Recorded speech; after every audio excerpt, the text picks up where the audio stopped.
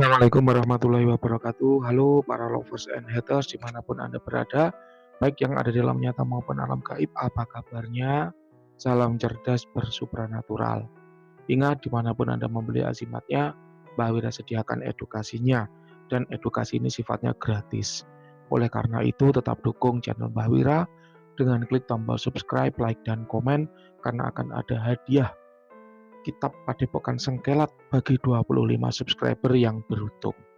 Kitab tersebut berisi beragam ilmu spiritual dan supranatural koleksi Mbah Wira.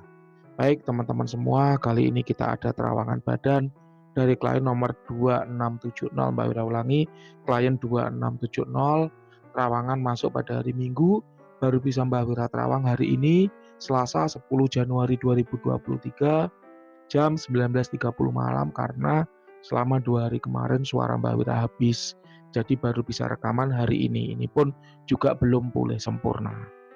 Baik, teman-teman semua, langsung saja daripada lama-lama nanti keburu habis lagi suaranya. Untuk terawangan badan akan kita bagi menjadi 4 bab. Yang pertama kita bicara energi dulu. Energi ya seseorang itu bisa dibagi menjadi 3. Yang pertama yaitu energi orang-orang yang sedang sakit, baik medis maupun non medis. Biasanya orang-orang yang sedang sakit baik medis maupun non medis ini ditandai dengan energi tubuh yang lemah ataupun energi tubuh yang tidak stabil. Nah, di sini penting ya untuk dibahas karena memang 2023 ini banyak orang mengaku-ngaku merasa kena santet, merasa kena pelet, merasa kena guna-guna, merasa kena kiriman gaib dan seterusnya. Padahal ketika dicek belum tentu memang masalahnya itu gaib, belum tentu. Bisa jadi adalah masalah psikologis ataupun masalah kesehatan medis kayak gitu. Nah, untuk klien nomor 2670 di sini Mbak Wira rasakan energi tubuhnya stabil, meskipun tidak tinggi tapi stabil. Hal ini menjadi tanda bahwa klien nomor 2670 memang tidak sedang sakit, baik medis maupun non medis. Kita lanjut. Untuk orang-orang dengan energi yang tinggi, siapa itu? Yaitu mereka yang gemar menempa diri olah rasa dengan beragam tirakat, baik berupa meditasi, wirid, puasa, bertapa, ataupun upaya-upaya tempat diri lainnya. Kita perlu menyadari bahwa banyak sekali aliran spiritual maupun supernatural yang memiliki metode atau tata cara olah diri yang masing-masing. Oleh karena itu tidak bisa kita bicara, oh kalau tidak puasa tidak sakti, kalau tidak bertapa tidak sakti, kalau tidak meditasi tidak sakti. Enggak. Karena nyatanya setiap aliran kepercayaan, setiap cabang ilmu spiritual ataupun supernatural punya caranya sendiri-sendiri. Kita kembali. Nah, untuk klien nomor 2670 ini ketika Mbak Wira rasakan energi yang tubuhnya itu biasa banget. Ini kalau misalnya air gitu air putih. Misalnya kalau roti itu roti yang rasanya plain. Jadi benar-benar tawar banget. Biasa banget. Anda adalah orang yang kalau dari karakter energinya ya, itu mencirikan orang yang tidak punya impian, tidak punya target, tidak punya tujuan. Hidup ya pokok dijalani, ikhlas, pasrah, tawakal, ikut kemana angin berhembus, pasrah kemana air mengalir, pokoknya Tuhan membawaku kemana yaitu yang akan aku ikuti. Seperti itu. Anda bukanlah orang yang seperti Mbah Wira. Anda itu kebalikannya Mbah Wira. Mbah Wira itu dalam setiap hari itu punya target. Target hari ini pekerjaan kantor harus selesai yang ini, dan ini. Kemudian dalam urusan bisnis harus ada perkembangan begini, dan begini. Untuk urusan income harus ada target peningkatan income sebesar sekian persen. Kayak gitu. Kalau di hari itu Mbak Wira gagal memenuhi target, karena namanya manusia itu kan bisanya berusaha ya, adapun hasil itu kan kuasa Tuhan. Kalau di hari itu Mbak Wira gagal penuh target, akan Mbak Wira evaluasi. Apa sebabnya? Internal atau eksternal?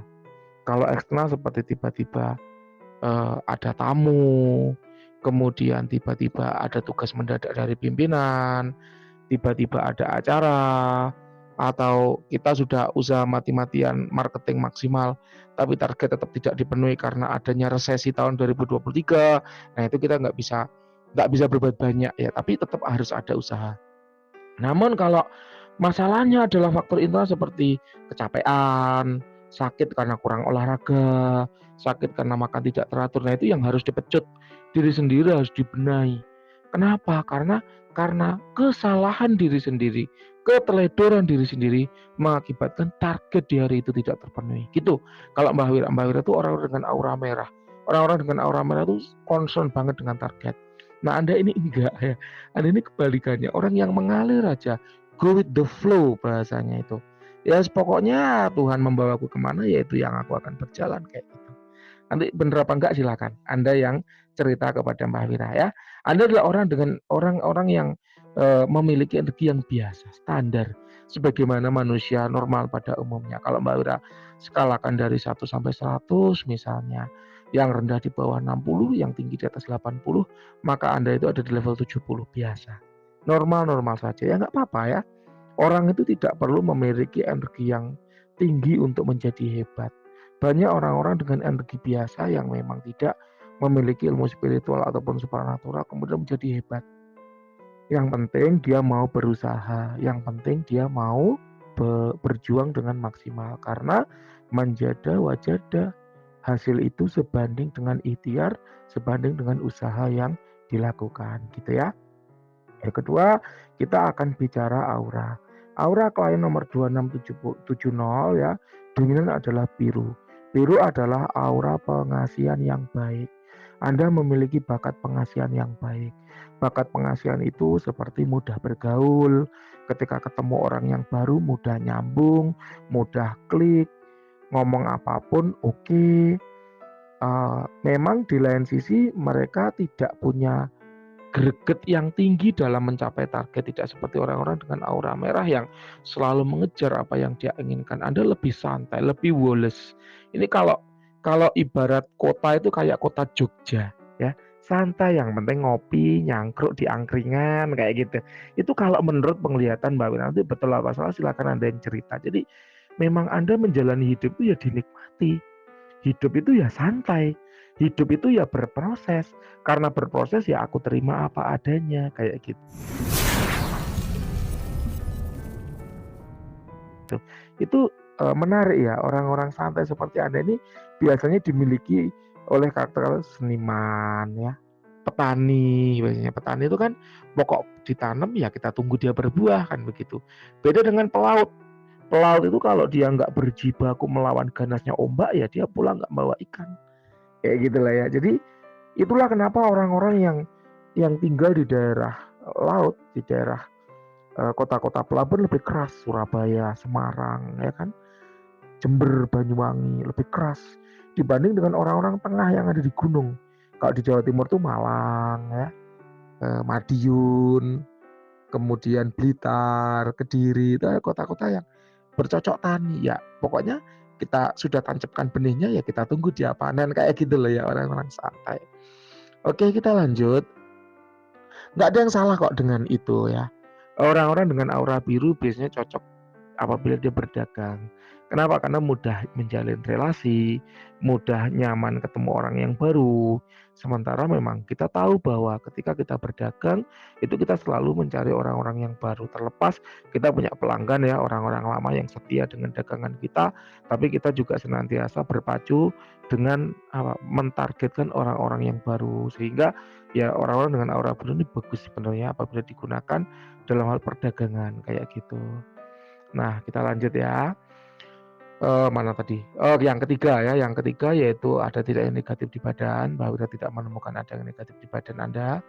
Kemudian kalau untuk cakra yang terbuka, Mbak Wira menemukan cakra seks yang aktif. Cakra seks itu adalah cakra yang berhubungan dengan energi tubuh.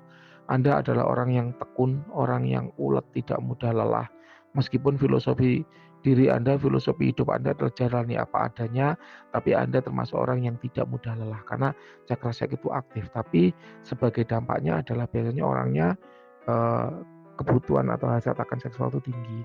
Kemudian yang kedua ada cakra perut ya, solar plexus, itu juga berhubungan dengan energi tubuh. Kemudian yang cakra-cakra yang lain itu kalau menurut Mbak Wira biasa, ya tidak terbuka lebar juga tidak tertutup, ya biasa, mengalir dengan apa adanya, normal. Sebagai perbandingan itu contohnya kayak gini ya, Mbak Wira itu punya cakra ajna yang aktif yang digunakan untuk terawangan. Kemudian cakra jantung juga aktif yang digunakan untuk terawangan. Ketika Mbak Wira memforsir cakra ajna dan cakra jantung, karena memang Mbak Wira profesinya adalah sebagai praktisi terawangan, maka dia bisa capek. Ketika capek dia terluka, kemudian tertutup. Nah itu contohnya kayak gitu. Tapi karena Anda adalah orang yang santai, woles lah, pokoknya woles saja, ngopi dulu, rokok dulu, nongkrong dulu gitu ya, maka akhirnya cakra-cakra itu ya biasa aja gitu. Tidak ada yang terforsir, sehingga dibilang terbuka lebar juga enggak, dibilang tertutup juga enggak gitu ya, normal kayak gitu ya. Ini yang bisa Mbak Wira simpulkan dari cakra-cakra di tubuh Anda. Kemudian kita bicara khodam ya. Untuk khodam badan ini aturannya atau rules-nya ada 2. Yang pertama, Mbak Wira hanya akan membaca kodam badan. Jadi kodam benda, azimat, pusaka, mustika tidak ikut dibaca. Hanya benar-benar kodam yang ada di badan atau inside your body. Yang kedua yaitu Mbak Wira, jangan minta Mbak Wira untuk bertanggung jawab atas omongan praktisi lain. Contoh, Mbak, katanya dukun A, saya punya kodam macan. Kok kata Mbak Wira nggak punya? Yang benar yang mana? Kalau Anda pengen tanya yang benar yang mana, Anda bisa cek bagaimana kualitas terawangan Mbak Wira dari testimoni setiap video terawangan yang ada di YouTube. Cek aja bagaimana kualitas terawangan Mbak Wira, supaya Anda tahu yang benar yang mana. Tapi kalau Anda mengikuti lalu, gimana Mbah katanya dukun A kok saya punya kodam macan? Silahkan tanyakan ke dukun A. Yang ngomong Anda punya kodam macan, kan dia ngomong. Jadi jangan minta Mbak Wira untuk bertanggung jawab gitu. Tapi kalau Anda pengen tahu yang benar yang mana, silakan cek kualitas terawangan Mbak Wira. Gitu ya. Katanya dukun B, saya itu punya kodam dewa-dewa, Mbah. Kok kata Mbak Wira nggak ada? Yang benar yang mana? Kalau Anda pengen tanya yang benar yang mana, ya silakan. Anda mau pakai yang mana kan gitu. Tapi kalau Anda pengen tahu kualitas keakuratan terawangan Mbak Wira, cek di rekam jejak Mbak Wira di YouTube Mbak Wira. Tapi kalau Anda bertanya, loh Mbak lah katanya dukun B, saya punya kodam dewa-dewa, kok katanya Mbak Wira nggak ada, ini gimana Mbak? Tanyakan ke dukun B, karena dia yang ngomong kayak gitu. Jadi jangan minta Mbak Wira untuk bertanggung jawab atas omongan praktisi lain gitu ya. Kita lanjut. Untuk kodam badan akan kita bagi menjadi 4. Yang pertama yaitu kodam leluhur. Kodam leluhur adalah kodam yang dulunya mengikuti leluhur Anda. Kemudian setelah leluhur itu meninggal, dia mengikuti anak cucunya yang memiliki energi dan aura yang mirip dengan si leluhur tadi ya. Kodam leluhur ini pada umumnya mengikuti anak cucu yang memang aura dan energinya itu mirip. Oleh karenanya kodam leluhur ini tidak perlu penyelarasan yang aneh-aneh. Makanya kapan hari itu Mbak Wira bikin konten dengan judul penyelarasan kodam leluhur. Lo kodam leluhur kok diselaraskan? Kodam leluhur itu udah memilih yang mirip. Artinya nggak usah diselaraskan, yang dia pilih yang mirip kok. Kalau udah mirip berarti kan udah selaras otomatis. Gitu loh ya. Jadi kadang orang itu mencampur baurkan ilmu dari banyak praktisi sekaligus. Yang mana seringkali itu rumit gitu loh. Kalau Mbak Wira kan semboyannya salam cerdas bersupranatural. Kalau bisa dibikin simple, kenapa dibikin ruwet? Kalau bisa dibikin mudah, kenapa dibikin susah? Lalu penyelarasan kodam leluhur ngapain? Kodam leluhur diselarasin. Hidup masih susah yang dicari-cari kodam leluhur buat apa? Saya ini punya kodam leluhur Raja Siliwangi. Tapi hidupnya masih susah, Mbak. Saya susah jodoh. Pekerjaan OB. Jodohnya susah. Cari duit juga susah. Buat makan sehari-hari aja ngepas. Lalu buat apa Anda punya kodam leluhur Raja Siliwangi kalau memang buat makan aja masih susah gitu. Harusnya kalau Anda punya kodam leluhur Raja Siliwangi, harta tata wanita udah mudah. Kalau memang harta tata wanita mudah, rawat itu kodam baik-baik. Karena dengan adanya dia hidup Anda jadi mudah. Tapi kalau dengan adanya dia tidak membawa perubahan apa-apa, hidup tetap susah, ya ngapain dipelihara gitu. Sama seperti saya pelihara kucing, Mbah. Terus ya kalau saya pelihara kucing pengeluarannya jadi banyak, makan jadi lebih sulit. Harusnya beli ikan pindang buat saya lauk 1 hari 1 ekor cukup. Karena punya kucing jadi beli 2 ekor. Terus ngapain kucing itu dipelihara gitu loh. Apa kucing itu membawa harta buat Anda? Enggak juga. Membawa tata? Enggak juga. Bikin dekat sama wanita? Enggak juga. Terus ngapain dipelihara? No, logikanya itu kayak gitu. Saya pelihara anjing, Mbah. Terus ya setelah saya pelihara anjing, ya pengeluaran makin banyak, Mbah. Terus ya kalau pengeluaran makin banyak, kenapa dipelihara? Lah saya punya gudang ya, Mbah. Gudang saya banyak emasnya ya, Mbah. Ada toko emas di dalam gudang itu. Lah saya kalau pelihara anjing kan, kalau ada maling, anjingnya itu menyala. malingnya takut. Oh ya, ada manfaatnya berarti. Ada Mbah. Ya kalau gitu pelihara gitu loh. Maksud Mbak Wira tuh gitu loh. Saya pelihara ular Mbah. Ular apa? Ular piton. Terus ya ular piton makannya 1 ekor ayam Mbah.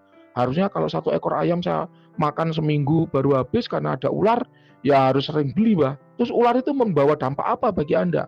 Didengarkan suaranya? Enggak juga Mbah. Bikin hatimu tenang? Enggak juga Mbah.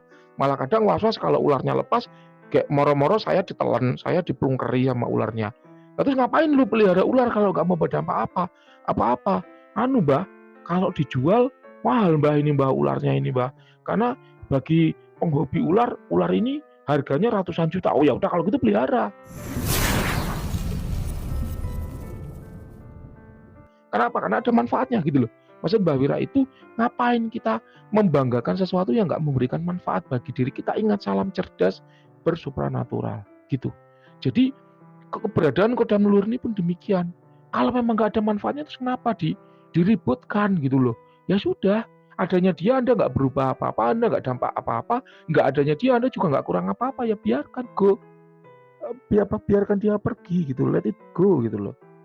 Nah ini yang perlu ditegaskan kepada para pemilik ya atau yang merasa punya kodam leluhur. Kalau memang nggak ada manfaatnya harus ngapain gitu diributkan. Itu loh yang kadang Mbak Wira nggak habis pikir. Tadi Mbak Wira juga tadi pagi ya dapat klien yang gitu. Dia merasa punya kodam dewa-dewa. Tapi hidupnya tetap aja susah. Terus ngapain gitu? Kodam dewa itu ngapain? Di hidup lu itu ngapain dia? Memberi dampak apa gitu loh. Nah ini loh yang berusaha Mbak Wira tegaskan. Kalau memang kodam leluhur itu nggak memberi dampak apa, mending beli azimat aja, nggak kodam azimat yang memberi kelancaran, kemudahan, membantu gitu kan. Kita kerja dia bantu, bukan asmara dia bantu, proteksi dia bantu gitu. Nah itu bukan kalau lebih bermanfaat bagi diri kita gitu. Ibarat kita pakai aksesoris, jangan pakai aksesoris yang nggak berguna gitu. Lu pakai anting, ya. Buat apa lu pakai anting? Lu kan udah ganteng, ngapain pakai anting? Anu Mbah, biar kalau tawuran ditarik sama orang yang nawur, saya langsung auto pingsan. Kan gak ada manfaatnya gitu. Beda juga kalau cewek, pakai anting lu ngapain pakai anting? Ya kalau aku pakai anting aku makin cantik, Mbah. Oke ada fungsinya, pakailah anting itu kan gitu. Lu naik motor pakai topi, ngapain gitu? Menghindarkan panas, Mbah. Tapi bener topi itu efektif ya enggak sih Mbah, kalau aku ngebut topinya terbang ya tetap aja kepanasan, ngapain dipakai gitu. Bener pakai helm gitu kan, melindungi kepala saat benturan gitu loh. Maksud Mbak Wira itu gitu, yang useful. Kalau nggak ada fungsinya ngapain dipelihara gitu. Ini kita kembali ke kodam leluhur, jadi panjang ya bahasanya ya. Jadi kodam leluhur adalah kodam yang mengikuti anak cucu yang memiliki energi dan aura yang mirip. Nah untuk klien nomor 2670 di sini Mbak Wira rasa tidak ada kodam leluhurnya. Tapi nggak apa-apa, Anda nggak usah berkecil hati. Energi yang biasa, kodam leluhur yang nggak ada, nggak usah berkecil hati. Karena kalaupun energi itu tinggi, Anda nggak bisa memanfaatkannya, juga buat apa gitu loh. Ya paham ya? Yang penting adalah kegunaannya. Lalu yang kedua adalah kodam keilmuan. Adalah kodam yang mengikuti seseorang yang mengamalkan keilmuan tertentu. Di sini Mbak Wira sudah spill di depan bahwa Mbak Wira tidak menangkap adanya keilmuan di diri Anda, tidak menangkap adanya energi keilmuan ataupun energi kodam. Sehingga untuk kodam keilmuan juga tidak ada di diri Anda. Yang ketiga, yaitu kodam pengisian ke badan, yaitu kodam yang sengaja diisikan ke badan untuk tujuan tertentu. Ini juga tidak ada di diri Anda. Yang terakhir, yaitu kodam yang suka atau cinta dengan Anda, ini juga tidak ada. Ya nggak apa-apa loh. Masa sih Mbak kodam yang cinta denganku nggak ada. Tapi itu Anda harusnya beruntung loh. Kenapa? Karena ketika Anda dicintai oleh kodam pasti akan ada dampak negatifnya. Misal susah jodoh misalnya. Tapi di lain sisi secara harta dan tata mudah, biasanya kayak gitu ya. Oke, klien nomor 2670 itu tadi yang bisa Mbak Wira sampaikan ya. Atas terawangan diri Anda, silahkan. Kalau ada yang kurang jelas, boleh ditanyakan ya. Terima kasih. Selamat malam. Kita lanjut ya. Ada pertanyaan dari Gisan. Rahayu, oke Rahayu. Mbah buat video tentang kodam keilmuan. Misalnya apakah mengamalkan suatu keilmuan bisa mendatangkan kodam? Jawabannya bisa. Mengamalkan keilmuan itu bisa mendatangkan kodam. Dan kebanyakan keilmuan itu memang berkodam. Ya, kebanyakan keilmuan itu memang berkodam.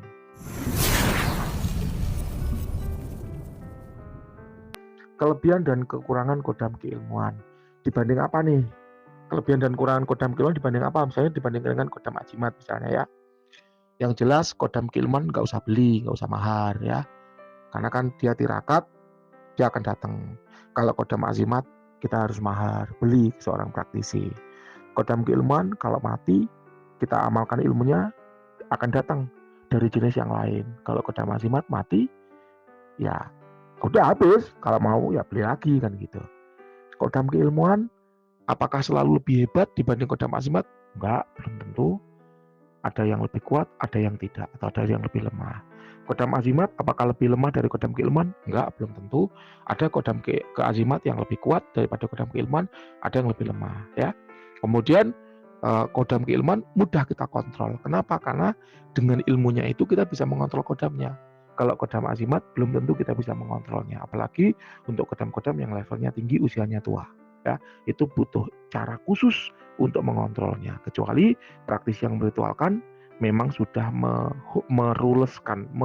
menulis kontrak bahwa kodam kamu, ya wahai kodam, kamu harus mematuhi si X dan patuhilah apa yang dia perintahkan semuanya. Nah itu baru kemudian kodam itu akan mudah dikontrol. Tapi walaupun demikian tetap ketika seseorang yang tidak punya keilmuan apapun kemudian didampingi dengan kodam-kodam yang super, yang wow, yang hebat, maka dia tetap akan kesulitan mengoperasikannya. Ibarat orang yang belum bisa nyetir mobil tiba-tiba bawa bus, pasti akan kesulitan juga mengoperasikannya kayak gitu. Ibaratnya itu tadi kelebihan yang mana. Lalu ada selanjutnya yang paling penting adalah kodam keilmuan itu lama untuk menguasai. Sedangkan kodam azimat itu lebih instan. Kita mahar hari ini juga bisa kita kuasai. Tapi kalau keilmuan itu enggak. Belum tentu ilmu yang ditirakati 10 tahun itu mendatangkan kodam dan kodamnya bisa Anda kontrol. Belum tentu. Itu ibaratnya gini, Anda sakit, Anda pengen sembuh. Kalau kodam keilmuan itu ibaratnya Anda kuliah kedokteran. Kalau Anda beli azimat, itu ibaratnya Anda beli obat di apotek. Memang beli obat di apotek lebih mahal, tapi cepat, langsung instan gitu. Di hari itu kita beli, di hari itu juga bisa kita minum. Kalau kuliah kedokteran kan butuh bertahun-tahun untuk meluluskan. Habis lulus kita tahu oh ilmunya kayak gini nih untuk mengatasi kan gitu. Kalau ilmu ini gagal mengatasi, kita bisa cari nih cara lain karena kita menguasai basic ilmunya.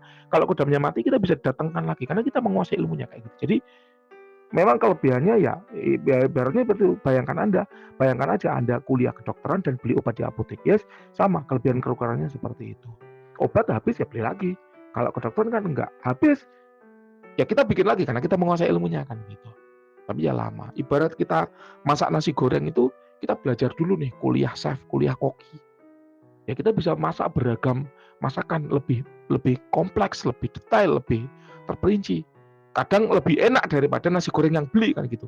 Ada juga yang walaupun udah belajar tetap aja bodoh, nggak enak-enak masaknya juga ada ya. Artinya apakah pasti kalau kuliah itu masaknya lebih enak daripada yang beli? Belum tentu.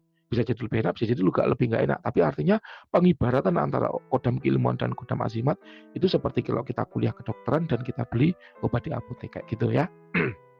Apakah kodam keilmuan lebih tajam daripada kodam leluhur dan kodam azimat? Jawabannya enggak juga.